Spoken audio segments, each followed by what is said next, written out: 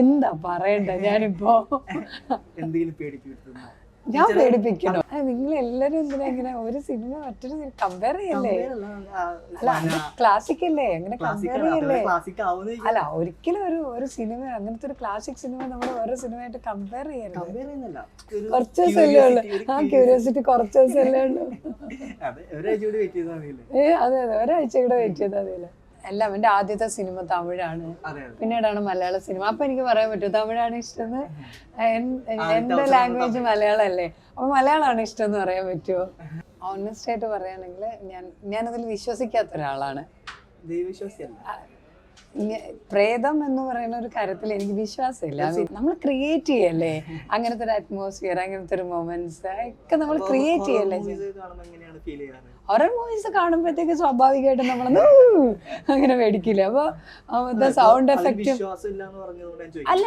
ഇപ്പൊ ഞാൻ പറയട്ടെ, ഞാനിപ്പോ ഇവിടെ ഇങ്ങനെ മിണ്ടാതിരിക്കുമ്പോഴത്തേക്ക് ഞാൻ വേറെ എന്തെങ്കിലും ആലോചിച്ചോ വേറെ എന്തെങ്കിലും ശ്രദ്ധിച്ചോ ഇരിക്കുമ്പോ പിന്നിൽ വന്നിട്ട് ഒരാളെ പേടിപ്പിച്ചാ ഒന്ന് മേടിക്കില്ലേ? അതന്നെയാണ്.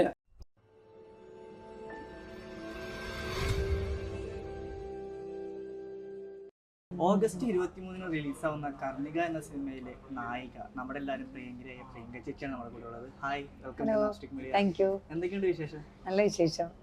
അപ്പോൾ കർണിക റിലീസാവുമ്പോൾ എങ്ങനെയാണ് കർണികയുടെ ഭാഗമാവുന്നത്? സോഹൻ സാറാണ് ഈ പ്രോജക്റ്റിന് വേണ്ടിയിട്ട് എന്നെ വിളിക്കുന്നത്. അപ്പോൾ എനിക്ക് എൻ്റെ അടുത്ത് പറഞ്ഞത് ഇതുപോലെ ഒരു കൂട്ടം ചെറുപ്പക്കാർ, പുതിയ ആൾക്കാർ ചെയ്യുന്ന അങ്ങനത്തെ ഒരു സിനിമയാണ്. അപ്പോൾ ആ സിനിമ പ്രിയങ്ക ഒന്ന് കഥ കേട്ട് നോക്ക്, എന്നിട്ട് ഇഷ്ടമാവുകയാണെങ്കിൽ നമുക്ക് മുന്നോട്ട് പോകാമെന്ന് പറഞ്ഞിട്ട് വളരെ ഇൻട്രസ്റ്റിംഗ് ആയിട്ട് തോന്നി എനിക്ക് ആ സബ്ജക്റ്റ്. ഞാനിതുവരെ ചെയ്യാത്ത ജോണറിലുള്ള ഒരു സിനിമയായിരുന്നു. Horror investigation ത്രില്ലറാണ്. ട്രെയിലർ കണ്ടപ്പോഴേ മണിച്ചിത്രത്താഴ് ചെറിയൊരു ടച്ചൊക്കെ തോന്നി. അങ്ങനെ എന്തെങ്കിലും ഒരു സംഭവമാണ്? നിങ്ങൾ എല്ലാരും എന്തിനാ ഇങ്ങനെ ഒരു സിനിമ മറ്റൊരു കമ്പയർ ചെയ്യല്ലേ? അല്ല ക്ലാസിക് അല്ലേ, അങ്ങനെ കമ്പയർ ചെയ്യല്ലേ? അല്ല ഒരിക്കലും ഒരു സിനിമ അങ്ങനത്തെ ഒരു ക്ലാസിക് സിനിമ നമ്മൾ ഓരോ സിനിമയായിട്ട് കമ്പയർ ചെയ്യരുത്. നല്ല സിനിമ ആവട്ടെ, പ്രേക്ഷകർക്ക് ഇഷ്ടാവുന്ന ഒരു സിനിമ ആവട്ടെ. ആവട്ടെ, അതൊക്കെ പ്രേക്ഷകരല്ലേ തീരുമാനിക്കേണ്ടത്. താങ്കളുടെ ഒരു ക്യാരക്ടർ എങ്ങനെയാണ് ഇതിനകത്ത് വരുന്നത്?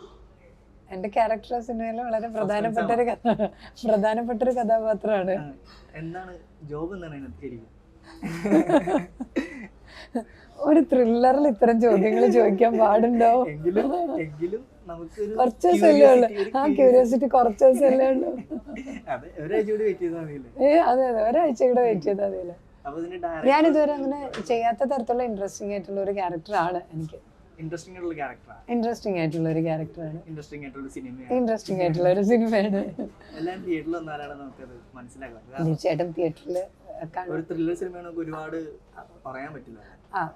ത്രില്ലർ സിനിമ ആയതുകൊണ്ട് ഒരുപാട് പറയാൻ പറ്റില്ല. അപ്പൊ അതിപ്പോ എന്റെ ക്യാരക്ടറിനെ പറ്റി പറഞ്ഞാലോ കഥയുടേതായിട്ടുള്ള ചെറിയ പശ്ചാത്തലം പറഞ്ഞാലോ ആ സിനിമ മൊത്തത്തിൽ റിവീൽ ആവുന്നത് പോലെയാണ്. അപ്പൊ അതുകൊണ്ടാണ് നമ്മളിങ്ങനെ പൂർണ്ണമായിട്ടും പറയാതെ ഇരിക്കുന്നത്.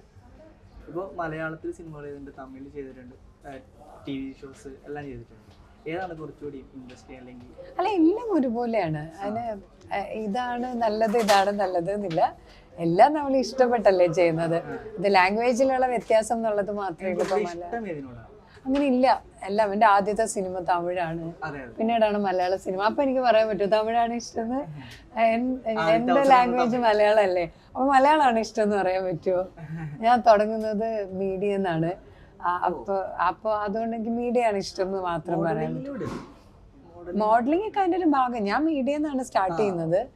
ഞാൻ മീഡിയയില് മിനി സ്ക്രീനിൽ നിന്ന് സ്റ്റാർട്ട് ചെയ്ത ഒരാളാണ്, ചാനലിൽ നിന്ന് സ്റ്റാർട്ട് ചെയ്ത ഒരാളാണ്.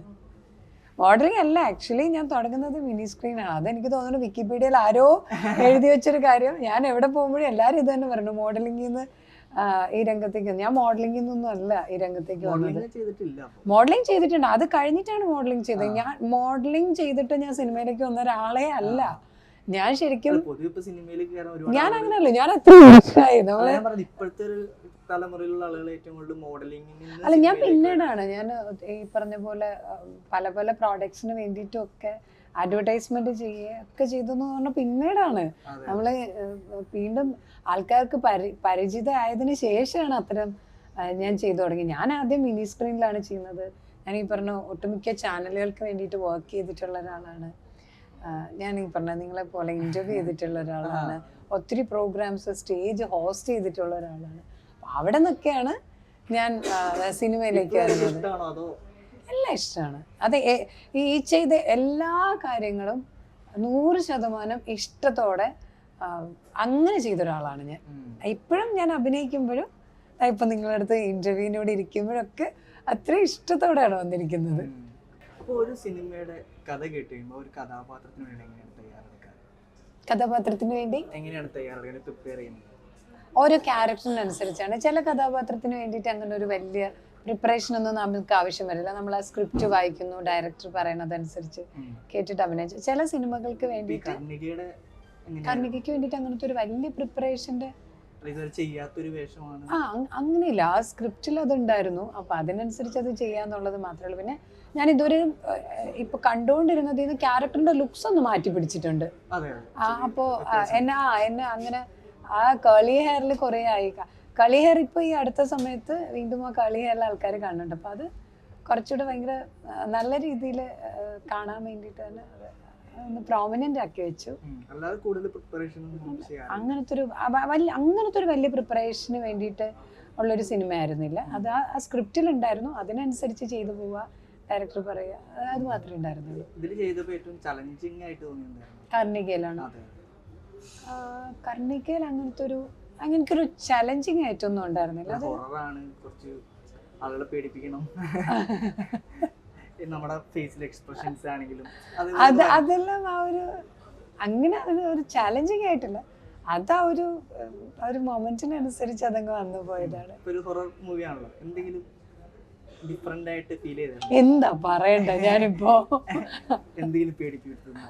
ഞാൻ പേടിപ്പിക്കണോ? ചില സിനിമകളിലൊക്കെ ഹൊറർ മൂവീസ് ഒക്കെ എടുക്കുന്ന ആളുകൾ പറഞ്ഞിട്ടുണ്ട്, എനിക്ക് എന്തോ ഒരു അമാനുഷിക ശക്തി അവിടെ ഫീൽ ചെയ്തു, അതായത് എന്തോ ഒരു അവിടെ ഉണ്ട് എന്നുള്ളൊരു തോന്നി എന്നൊക്കെ രീതിയിൽ പറയുന്ന ചില ഇന്റർവ്യൂസിൽ. അല്ല, ഞാൻ ഓണസ്റ്റ് ആയിട്ട് പറയുകയാണെങ്കിൽ ഞാനതിൽ വിശ്വസിക്കാത്ത ഒരാളാണ്. ദൈവവിശ്വാസിയല്ല. പ്രേതം എന്ന് പറയുന്ന ഒരു കാര്യത്തിൽ എനിക്ക് വിശ്വാസമില്ല. അങ്ങനെ വിശ്വസിക്കുന്ന ഒരാളല്ല ഞാൻ. എനിക്ക് അതൊക്കെ ഭയങ്കര കൗതുകങ്ങളാണ്. അപ്പൊ അതുകൊണ്ട് തന്നെ ആ സിനിമ പഠിക്കാനും വായിക്കാനും ഒക്കെ ശ്രമിക്കാറുണ്ട്. അത്തരത്തിലുള്ള കുറെ സിനിമകൾ കണ്ടിട്ടുണ്ട്, കുറെ പുസ്തകങ്ങൾ വായിച്ചിട്ടുണ്ട്. ഇഷ്ടമാണത്. പക്ഷെ അതില്ല, അത് പണ്ടുമില്ല. അങ്ങനത്തെ കാര്യങ്ങളിലൊന്നും പേടിയില്ല. അല്ല, എനിക്കതൊരു സിനിമയാണ്, മറ്റൊരു സിനിമയാണ്. എന്നെ സംബന്ധിച്ചിടത്തോളം ഇപ്പൊ ഞാൻ ചെയ്യാത്തൊരു ജോണറിലുള്ള ഒരു സിനിമ നമ്മൾ ക്രിയേറ്റ് ചെയ്യല്ലേ. അങ്ങനത്തെ ഒരു അറ്റ്മോസ്ഫിയർ, അങ്ങനത്തെ ഒരു മൊമെന്റ്സ് ഒക്കെ നമ്മൾ ക്രിയേറ്റ് ചെയ്യല്ലേ.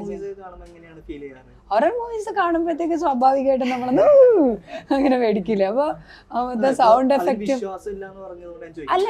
ഇപ്പൊ ഞാൻ പറയട്ടെ, ഞാനിപ്പോ ഇവിടെ ഇങ്ങനെ മിണ്ടാതിരിക്കുമ്പോഴത്തേക്ക് ഞാൻ വേറെ എന്തെങ്കിലും ആലോചിച്ചോ വേറെ എന്തെങ്കിലും ശ്രദ്ധിച്ചിരിക്കുമ്പോ പിന്നിൽ വന്നിട്ട് ഒരാളെ പേടിപ്പിച്ചാ ഒന്ന് മേടിക്കില്ലേ?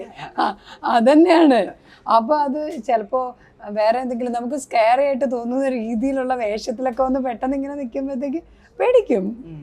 അല്ലാതെ അങ്ങനെ വിശ്വാസപരമായിട്ടുള്ള പേടി അങ്ങനെയില്ല. അത് പണ്ടുമില്ല. അതിന് സിമ്പിൾ കാര്യം പറഞ്ഞുതരാം.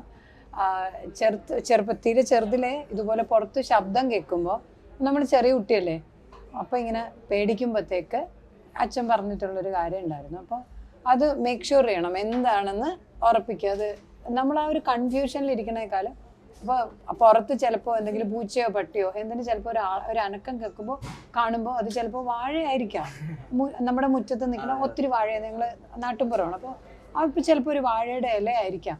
അപ്പോൾ അതെന്താ വെച്ചാൽ അതിങ്ങനെ തോന്നുമ്പോൾ അത് പേടിച്ചിരിക്കുന്നതിനെക്കാട്ടിലും ഒന്ന് വാതിൽ തുറന്ന് പുറത്തിറങ്ങി എന്താണ് ആ ശബ്ദം അല്ലെങ്കിൽ എന്താണ് ആ നിഴലെന്നൊന്ന് ഉറപ്പിച്ചിട്ട് കയറി കഴിഞ്ഞാൽ അതവിടെ തീർന്നില്ലേ. ഇതാണ് ചെറുപ്പം തൊട്ടേ ചെയ്തുകൊണ്ടിരുന്നത്. അപ്പോൾ അതുകൊണ്ട് തന്നെ അതൊരു ശീലമായി. പിന്നെ അത് വളരുമ്പോഴും ഈ പറഞ്ഞ പോലെ പിന്നെ ഒറ്റയ്ക്കാണ് യാത്ര, ഒറ്റയ്ക്കാണ് പലപ്പോഴും നമ്മൾ ഈ പറഞ്ഞ പോലെ ഈ ഷൂട്ടിന്റെ ആവശ്യത്തിന് പോലെ എപ്പോഴും പോകുമ്പോഴും ഇപ്പൊ കുറെ ആയി. അതെ ഇപ്പൊ കുറെ വർഷങ്ങളായിട്ട്. അപ്പൊ അതെങ്ങനെയാണ് ചെയ്യാൻ പറ്റുന്നത്? അത് നമ്മൾ ചെയ്യുമ്പോഴത്തേക്ക് ഇപ്പോൾ ചിലപ്പോൾ ചിലയിടത്ത് പോകുമ്പോഴത്തേക്ക് നമ്മൾ പ്രതീക്ഷിക്കാത്ത ശബ്ദങ്ങളൊക്കെ കേൾക്കും, അല്ലെങ്കിൽ നമ്മൾ വണ്ടിയിൽ പോകുമ്പോൾ അത് ഒന്നുകൂടെ ഒന്ന് ഉറപ്പിക്കും, എന്താണ് ഒന്നുകൂടെ ഒന്ന് ഉറപ്പിക്കും. അപ്പൊ അതിനോട് അനുബന്ധിച്ച് ചോദിക്കാണ്, ദൈവത്തിന് വിശ്വാസമുണ്ടോ? ഉണ്ടെന്ന് പറയില്ല എന്ന് പറയാം. നോ കമന്റ്സ് ആണോ? ഓക്കെ. അപ്പൊ ഈ സിനിമ ഞാൻ സയൻസിൽ ഭയങ്കരമായിട്ട് വിശ്വസിക്കുന്ന അല്ല, അത് എല്ലാവരുടെയും ഒരു ഇതാണല്ലോ. നമ്മൾ സയൻസിനാണ് ശരിക്കും പറഞ്ഞാൽ വിശ്വസിക്കേണ്ടത്. ഞാൻ അതുപോലെയാണ് അതുകൊണ്ട് ചോദിച്ചത്. ഓക്കെ, അപ്പൊ ഇപ്പൊ സിനിമാ മേഖല ഒരുപാട് വർഷമായി. ഇത്രയും വർഷത്തിൽ നിലനിൽക്കുക എന്ന് പറയുന്നത് എളുപ്പമാണെന്ന് തോന്നുന്നു? എളുപ്പമല്ല. ആ ഒരു ജേർണി എന്ന് പറയുന്നത് ഭയങ്കര സ്ട്രഗ്ലിംഗ് ആണ്. ഇത്രയും വർഷം സ്ട്രഗ്ലിംഗ്. തീർച്ചയായിട്ടും അത് നമ്മൾ സ്ട്രഗ്ലിംഗ് എന്ന് പറയുമ്പോഴത്തേക്കും നമ്മൾ ഒരു സിനിമ നമുക്ക് ഇഷ്ടപ്പെട്ട സിനിമകൾ ചെയ്യാന്ന് പറയുന്നത് എല്ലാ കാലത്തെ സിനിമകൾ വരുന്നുണ്ട്. അതിൽ നമുക്ക് ഇഷ്ടപ്പെട്ട സിനിമകൾ നമ്മളിലേക്ക് എത്തുക, അത്തരത്തിലുള്ളൊരു സിനിമകൾ, അത് ആ ഒരു ജേർണി എന്ന് പറയുന്നത് തീർച്ചയായിട്ടും അതൊരു സ്ട്രഗിൾ തന്നെയാണ്. അപ്പോൾ നമ്മൾ വെറുതെ ഇരുന്നിട്ടൊരു സിനിമ ചെയ്യാൻ പറ്റില്ല. ആ സിനിമയ്ക്ക് വേണ്ടിയിട്ടുള്ളൊരു പ്രിപ്പറേഷൻ ഉണ്ട്. നമുക്ക് ഇഷ്ടപ്പെട്ട പലതും ത്യജിക്കേണ്ടി വരും. അപ്പോൾ അത് ഭക്ഷണമാണ്. ഇപ്പം ഞാൻ എൻ്റെ അടുത്ത സിനിമയ്ക്ക് വേണ്ടിയിട്ടുള്ള പ്രിപ്പറേഷൻ ടൈമാണ്. കഴിഞ്ഞ 7 മാസമായിട്ട് എൻ്റെ വെയിറ്റ് എനിക്ക് ഒത്തിരി കുറയ്ക്കണം, എൻ്റെ ലുക്സിൽ ഭയങ്കര ചേഞ്ചസ് വരുത്തണം, എനിക്ക് അതിനനുസരിച്ച് എന്നെ പ്രിപ്പയർ ചെയ്യണം. അപ്പോൾ അത് എപ്പോഴും തയ്യാറാണ്. അല്ലെങ്കിൽ ഞാൻ ഈ മേഖല തിരഞ്ഞെടുക്കരുതായിരുന്നു. ഞാൻ ആ മേഖല തിരഞ്ഞെടുക്കുമ്പോൾ എനിക്ക് ഇത്രയും ഇഷ്ടമുള്ളതുകൊണ്ടാണ്.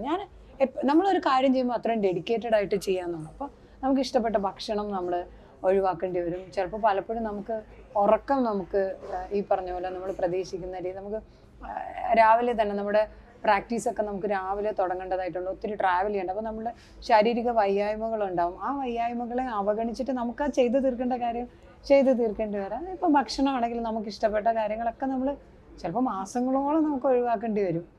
അപ്പോൾ അതൊക്കെ ഇതിൻ്റെ ഈ ഒരു ജേർണിയുടെ ഭാഗമാണ്. എല്ലാ മേഖലയിലും ഡെഡിക്കേഷൻ വേണ്ടേ. നമ്മൾ ഡെഡിക്കേറ്റഡ് ആയിട്ട് നിൽക്കുമ്പോൾ മാത്രമേ നമുക്ക് അതിനുള്ളൊരു റിസൾട്ട് കിട്ടൂ. നമ്മൾ അത്രയും ഡെഡിക്കേഷൻ ഇട്ടാൽ ചിലപ്പോൾ നമുക്ക് ഇമ്മീഡിയറ്റ് ഇല്ലെങ്കിൽ പോലും അതിൻ്റെ റിസൾട്ട് ഡെഫിനറ്റ്ലി അത് കാലക്രമേണ നമുക്ക് കിട്ടും. നമ്മൾ ഏതൊരു കാര്യത്തിനെയും എത്രത്തോളം ആത്മാർത്ഥതയോടുകൂടി അപ്രോച്ച് ചെയ്യുന്നു എന്നുള്ളതിനാണ്. ഇപ്പോൾ നമ്മൾ അത്രയും ഡെഡിക്കേറ്റ് ചെയ്തിട്ടൊരു സംഭവം ചെയ്യുമ്പോൾ നമുക്ക് അതിനുള്ള അപ്രിസിയേഷൻ കിട്ടിയില്ലെങ്കിൽ എങ്ങനെയാണ് ഫീൽ ചെയ്യുക? നമ്മൾ എടുക്കേണ്ട എഫേർട്ട് എടുത്തു, നമ്മൾ ചെയ്യേണ്ടത് ചെയ്തു. അപ്പം അതിൻ്റെ റിസൾട്ട് കിട്ടും എന്നനുസരിച്ചിട്ടല്ല, നമ്മൾ ചെയ്യാനുള്ള ചെയ്തു. ചിലപ്പോൾ നമുക്കത് കിട്ടും, ചിലപ്പോൾ അത് കിട്ടൂല. അപ്പോൾ കുഴപ്പമില്ല. വീണ്ടും അപ്പം ഞാൻ വിചാരിക്കണത് എന്താണെന്ന് പറയുക, എവിടെയോ എൻ്റെ എഫേർട്ട് ഒന്ന് കുറഞ്ഞു പോയി. അപ്പോൾ അടുത്തതിൽ ഞാൻ കൂടുതൽ എഫേർട്ട് ഞാൻ എടുക്കുക. അപ്പോൾ ഡെഫിനറ്റ്ലി എനിക്ക് മോർ റിസൾട്ട് കിട്ടും. ഞാൻ എപ്പോഴും എല്ലാ കാര്യങ്ങളെയും അങ്ങനെ എടുത്താണ് വിടുന്നത്. അല്ലെങ്കിൽ നമ്മൾ ഡൗൺ ആയി പോകില്ലേ? അപ്പം അതിൻ്റെ ആവശ്യമില്ല. അപ്പം നമ്മൾ കൂടുതൽ അതിന് വേണ്ടിയിട്ട് ഹാർഡ് വർക്ക് ചെയ്യുക, എഫേർട്ട് എടുക്കുക. തീർച്ചയായിട്ടും ചെയ്തുകൊണ്ടേയിരിക്കണം. നമ്മൾ മോർ എഫേർട്ട് ഇട്ടുകൊണ്ടേയിരിക്കണം. നമ്മളെ മെച്ചപ്പെടുത്തിക്കൊണ്ടേയിരിക്കണം. നമ്മൾ കുറച്ചുകൂടെ പെർഫെക്റ്റ് ആയിക്കൊണ്ടേയിരിക്കണം. നമ്മൾ ചെയ്യുന്ന ഓരോ കാര്യങ്ങളിലും ആയിക്കൊണ്ടേയിരിക്കണം. ഇതൊരു വലിയൊരു പ്രോസസ്സാണല്ലേ. അപ്പോൾ അതിങ്ങനെ ചെയ്തുകൊണ്ടേയിരിക്കണം. തീർച്ചയായിട്ടും ഈ സിനിമ നിങ്ങളെല്ലാവരും തിയേറ്ററിൽ പോയി കാണണം. നിങ്ങൾക്ക് എല്ലാവർക്കും ഇഷ്ടപ്പെടുമെന്ന് വിശ്വസിക്കുന്നു. എല്ലാവരെയും സപ്പോർട്ട് ചെയ്യണം. ചേച്ചിയുടെ ജീവിതത്തിൽ ഒരു ഗംഭീര ക്യാരക്ടർ അല്ലെങ്കിൽ ഒരു ഗംഭീര സക്സസ് ആയി മാറട്ടെ ഈ ഒരു cinema. Thank you so much. അപ്പോൾ എന്തായാലും ഇത്രയും നമ്മുടെ കൂടെ ചെലവഴിച്ചു. Thank you so much.